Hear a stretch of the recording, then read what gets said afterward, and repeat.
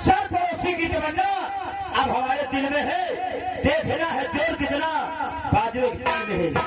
ये बादल की चौकी है, ये बादल की चौकी है। चौकी के उस पार दुश्मन की सेना है और चौकी के इस पार हमारी सेना है।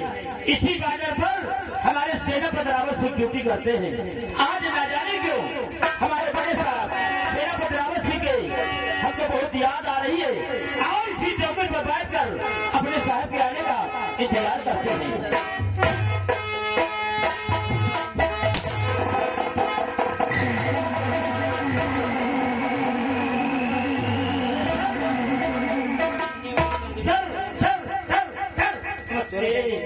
ये क्या सिपाही रामनी? सर सर सर नमस्ते। एक बार सर नमस्ते बोला जाता है। अरे हम कहा साहब 3-4 बार करें तो साहब खुद से जा थे। क्या नमस्ते नमस्ते 3-4 बार नहीं? आधा तुम्हारे समाज कोई सीनियर अफसर आता है सावधान होकर सर नमस्ते बोला जाता है। एक नहीं करा करें। जी अरे हम कहा 3-4 नहीं करो साहब। क्या नमस्ते साहब। अच्छी सिपाही रामनी। हाँ सर। आज बात क्या है? क्या बहुत सदर्भता के साथ ड्यूटी हो रही? अरे सर हमने समझा कि हमको कोई पाछे से आतंकवादी घेर लिया। अभी तो टाइगर तक गया था, चंद मिनटों में धोखा हो गया। सिपाही रामनी जी सर। अच्छा आगे नहीं हो सकता है क्योंकि जब ना हमारे जवान इस कल्चर का लाभ सीमा सरहद पर तैनात है, किसी भी दुश्मन को ताकत नहीं कभी भी हमारे सीमा सरहद को प्राप्त करके हमारे मुल्क को अपनी कर सकती। हाँ सर। आज न जाने क्यों मुझे राजमाता संरक्षण जा रही है और मैं अपनी पूरी तैयारी बना कर आया हूँ कि आज हम अपनी सीमा सरहद को छोड़कर रात में जाएंगे और राजमाता सम्राट से मिलकर सुबह अपनी सीमा सरहद को वापस आएंगे। अरे वाह, अरे वाह, आपने तो हमारी दिल की बात छीन लिया। यही बात हम आपसे कहने वाले थे। हमें भी न जाने क्यों राजमाता और महाराज और राजकुमार शिवा की बहुत याद आ रही है। सर जब से राजकुमार शिवा पैदा हुआ है महाराज हम लोगों को संदेश करने गए। सिपाही रामनी जी सर। हम दो लोग एक साथ अपनी सीमा सरहद को छोड़कर राजमहल नहीं जा सकते, क्योंकि अगर हम दोनों लोग एक साथ राजमहल गए और सकता है तो हमारे जवान भी कपड़ा की नींद हो जाए तो दुश्मन हमारे मुल्क का रूपी प्रयोग कर सकता है।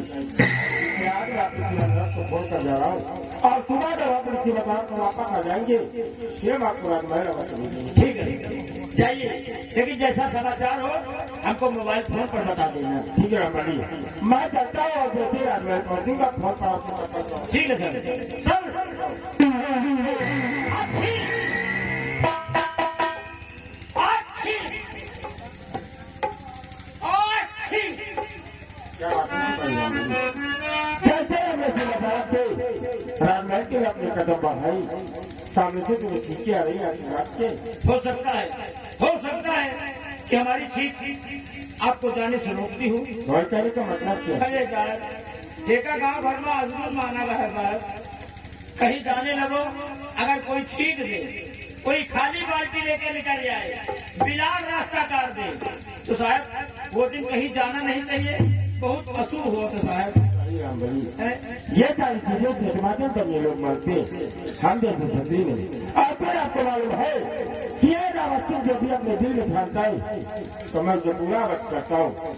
आज हमने अपनी तैयारी बना दी है तो आज हम राजमहल जाएंगे और राजमाता और सम्राट से मिलकर सुबह ही हम अपनी सीमा सरहद को वापस। लेकिन सर अब तो शाम हो गई है, अब तो शाम हो गई है, पहुँचते पहुँचते आपको काफी रात हो जाएगी, सुबह चले जाओ साहब। सिपाही बेवकूफों ने सुबह के मत किया करो, क्योंकि हम जैसे देश के सिपाही 24 घंटे अपने देश की रक्षा के लिए इस सीमा सरहद पर तैनात हैं।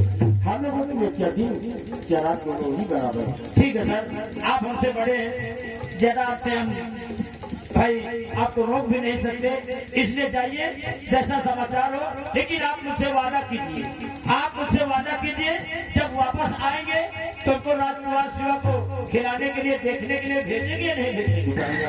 जी सर। हम भी जब वादा करते हैं कि जैसे आप थोड़ा सा सीमा तरफ वापस आएंगे आपका अनुराग मैं वादा कर देंगे, ठीक है? ठीक है। और आपकी ड्यूटी इसका दर्जा की सीमा तरफ पर है। आप इस जवान से मिलकर उन्हें बराबर याद करते रहना और मैं जैसे राजमहल पहुंचूंगा फोन पर आपसे संपर्क अवश्य करूंगा। ठीक है सर, जाइए, हम आपके आने का इंतजार करेंगे सर।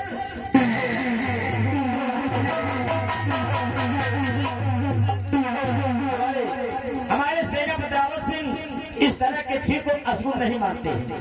अरे हम लोग फौजी हैं, इस देश की रक्षा करते हैं। अगर इस तरह के छीन को अशुभ मानेंगे तो देश की रक्षा क्या कर पाएंगे?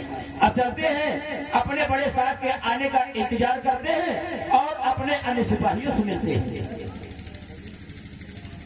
लेकिन पहले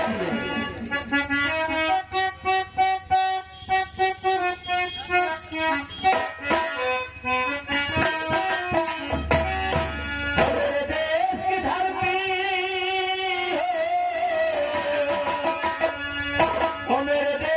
धरती,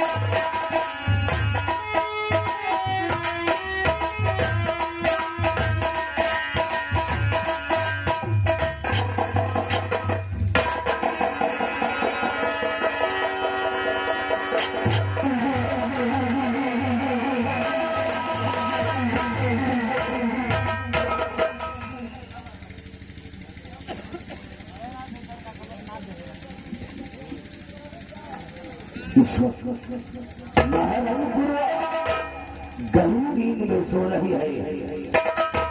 अब इसी जगह पर इस ससुर को मौत के घाट उतार दूंगा ताकि दूसरे के बच्चे का जन्म रहते सके। महारानी पूर्वा तेरी तो गहरी नींद मुबारक हो।